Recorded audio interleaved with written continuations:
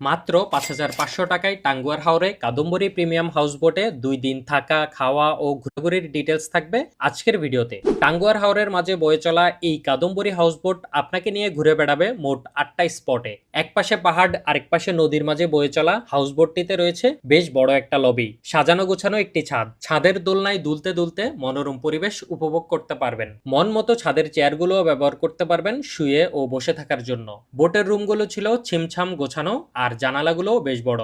ঝামেলা এড়াতে পাবেন পরিষ্কার অ্যাটাচ ওয়াশরুম। প্রতিবেলায় খাবারে থাকবে বিভিন্ন ধরনের মাছ ও মজাদার মাংসের সব আইটেম। এছাড়াও রয়েছে হরেক রকমের নাস্তা, যার মধ্যে এই লাড্ডুটা আমার বেশ ভালো লেগেছে। চালাবাদদের জন্য রয়েছে আনলিমিটেড চায়ের ব্যবস্থা। আমাদের যাত্রা শুরু হয় সুনামগঞ্জের সাহিববাড়ি ঘাট থেকে। বোটটি প্রথমে থামে ওয়াচ টাওয়ারে, যেখানে পানিতে নেমে আমরা ইচ্ছামতো ঝাপাঝাপি করি। তারপর চলে যায় নীলাদ্রি লেকে, যার পাশেই পাবেন ফ্রেশ ঠান্ডা পানির একটি কূপ। রাতে আমরা নীলাদ্রি লেকের পাশেই ছিলাম। পরদিন সকাল